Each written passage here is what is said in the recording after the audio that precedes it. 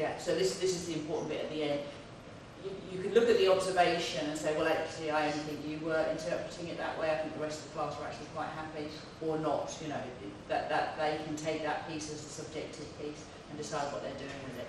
So that's the model I'm going to use. You don't have to use that if you want to use a model that you're already using, but then this is kind of becoming quite popular in terms of, you know, just distancing yourself from the objective and the subjective statements. We know, if you just give me 30 seconds to sit down, do we know who's going first? Okay, well done. Do you want to use the clicker?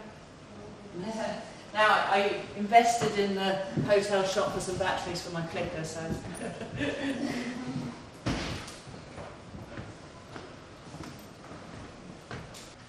Are we all done? If you want to give me a copy, then you can. Just leave it at the end of the class. If you don't want to, that's fine as well. And we'll move on to this afternoon's topic. Are you all finished, or do you need more time?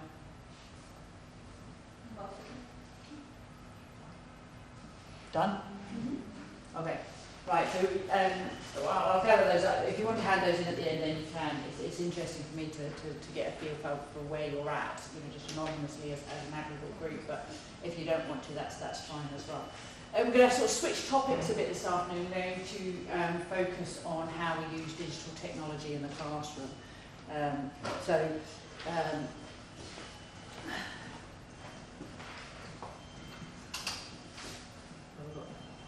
More coming in, 5 more coming in, and I haven't got enough sheets left. Hi there, come on in.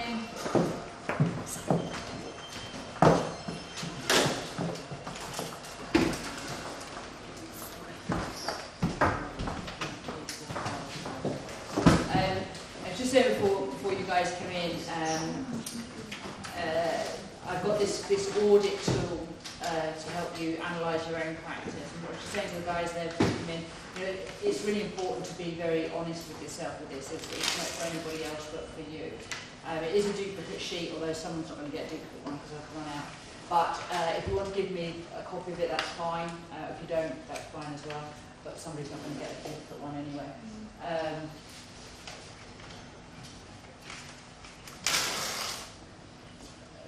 Actually, I'll share that one. So that I've got enough to go around to the end of my plan. But I'm also putting a copy of this onto a PDF of it onto the VLE, so that if you want to do it again in 6 months' time or what have you, and think how your practice has changed, that would be great. Right, that's the end of those. So my suitcase a bit lighter. Okay, so if you can have a look at those after the session, then has everybody done their peer review? You guys have done your peer review of each other? Yeah. Okay, good. So what I would suggest you do, if you haven't done it already, before it kind of goes out of your mind too much, take some time to make a note about what the feedback was that you got and what you might like to try to do differently because of the feedback that you've received. Okay. I'll try and get all of my feedback to you tonight, so you know, you might want to take that on board as well, and then make a plan. But bring all that feedback with you tomorrow, because then we'll start embedding that in your plan. So what we're doing this afternoon is a little bit of a change of direction, but we're sort of going to be thinking about how we're using technology. But I'm not going to stand here and give a whole list of apps for you to use, or a whole load of technology for you to use. We're going to try and think a little bit more philosophically about how and why and when we should use technology in the classroom or outside the classroom to help make our lives easier, to help manage learning and teaching. Okay, so how we can embed it in the technology in the classroom. See, now I have my clicker because we've got a technology day. I went and bought some batteries for it. So I've been to about 3 shops asking for batteries, and I finally found one, which was in the hotel. I should have just asked there to start off with. We're going to do like a mapping exercise, thinking about how we currently use technology in the classroom, which is quite a useful exercise for you to really reflect on how and why you're using technology. And you can think about how and why students use technology. And then you kind of realise it's not actually the technology, it's the problem, it's how we actually use it and our approaches to it that are holding us back. And then thinking about the tools and technologies that can be used to enhance your practice, to make your life easier in a lot of ways. And then we're going to I couldn't get this to come out in the right order, but we're thinking about this in terms of activity 4, okay, developing effective learning environments and approaches to student support and guidance. So that's kind of perhaps be at the heart of what we're doing, but you could also put it under A1 and A2, how students learn, how you teach your subject. But oops. Oh, what have I done? Oh, there we go. But obviously this very much speaks to K4, value and use of appropriate learning technologies, but also these ones, how students learn, how we assess learning. So these come in as well. And the values, this depends on how you're using the technology. So you might use it to promote participation, you might use it to provide more flexible learning opportunities, what have you. So depending on your examples will be which ones of those you're picking up on, okay? So by the end of today, that'll be your task at the end of the day, is thinking about how you're actually using technology and how you would map it into your PSF. Okay. So I think this is useful just to sort of start here. If you just want to read through that quote.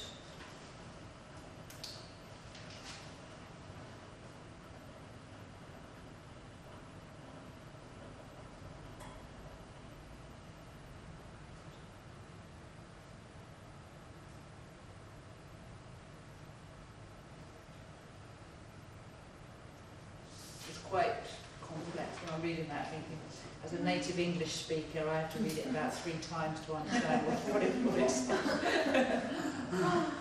that's the trouble working with social scientists.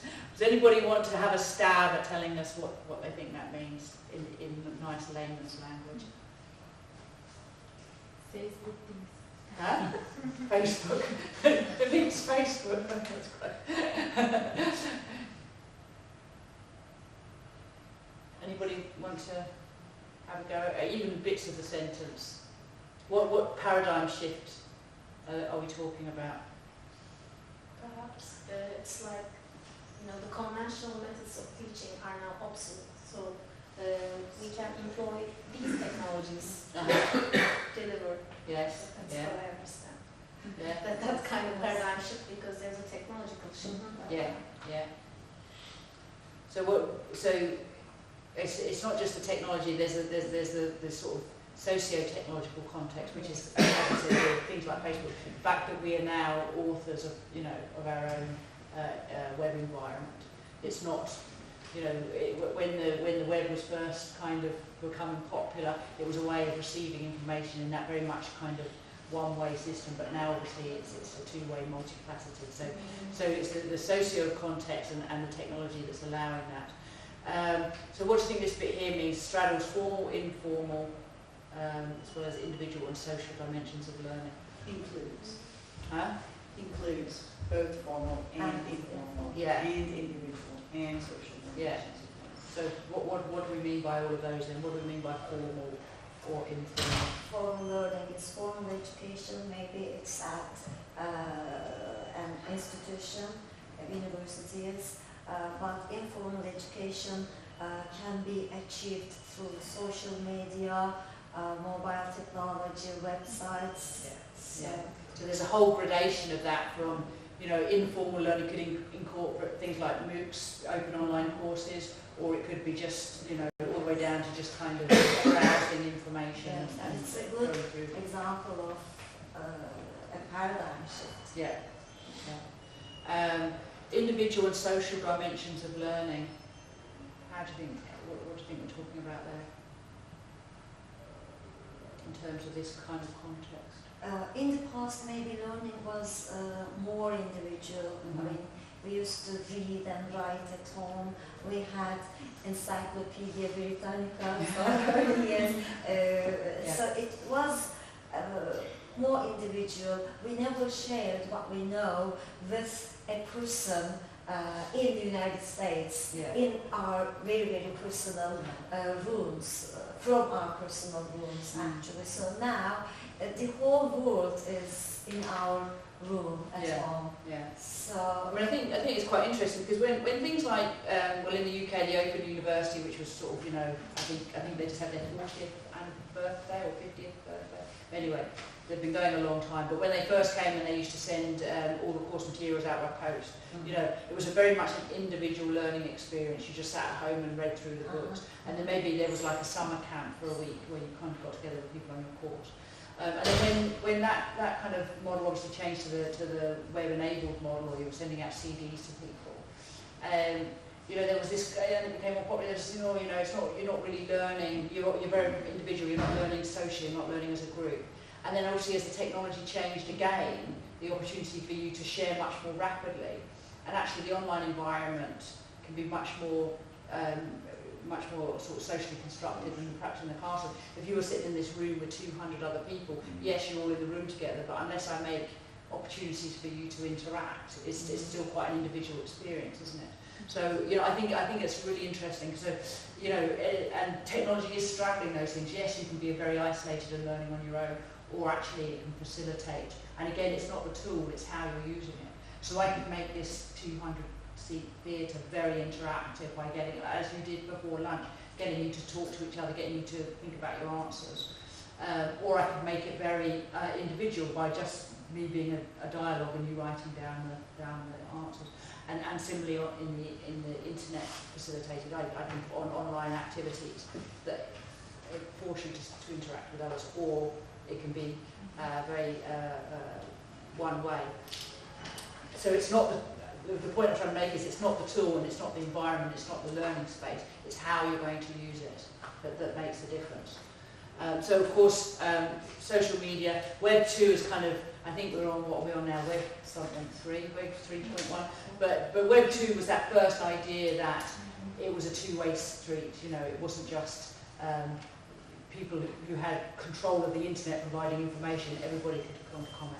Consumption is called, I think. Producing and consuming. Yes.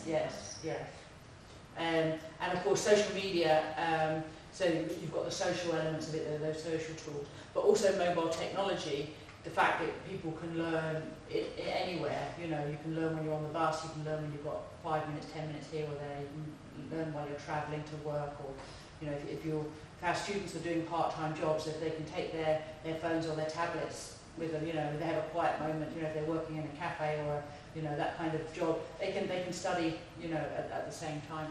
You know, it's just that kind of completely different learning environment. So there has been this paradigm shift in the way that we learn. Has anybody heard of this phrase, digital natives and digital immigrants? Yes. Have you heard of it?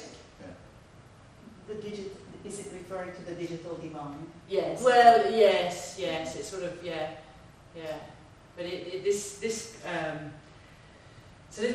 was this guy Prensky in 2004 described young people, whoever they are, as digital natives. You know, they were brought up always using technology, so they were always. Sorry. Generation Y. Yes. Like Yes. people who were born into the technology itself. Yes. The Yes. older people who learned later. Yes. Okay. So and this kind of natives and immigrants model, yes, it says, right, okay, all young people, they're all really good at technology, they all know how to use it, so therefore, when they come into university, you know, people like us, well, not all of you, some of us, you know, they're all right, you know, they already know this technology stuff, I don't need to teach them that, and then you kind of feel maybe like a little bit behind, so you don't want to engage in technology because you sort of think, I don't want to be out of my comfort zone, I don't want to be somewhere where my students know more than me. So it kind of has that sort of tension. So it made some academics feel like they were one step behind their students and they shouldn't really go into that space where they weren't the expert. So this kind of had sort of fairly major problems. Number one, although students were very good at using technology, they're not necessarily very good at using it for learning, okay? So they might be very good at using Facebook, but you know, how many stories, I don't know whether maybe people are a bit more careful in Turkey, but you know, where people have posted stuff and they've lost jobs because they've posted something inappropriately on Twitter or Facebook or and all of these things. So you know, there's a lot of learning to be done. And I think somebody had yesterday Google's Not Research, who had that in one of their problems. So you know, they think, okay, I don't need to learn how libraries work and how information systems work because I can just use Google to find information, and not realising that all the algorithms that underpin Google are directing you only to a certain number of answers. So it's that, okay, they can use Google, but they don't really understand how Google's working. That's the point. So I'm going to show you a little video now, because this sort of paradigm of natives and immigrants has kind of really been challenged in recent years, although it keeps coming up. And I'm always kind of outraged on Twitter. There's no such thing as digital native. But anyway, so I'll show you a little video which kind of tells you a little bit more about it, and then we'll discuss it further. How this works.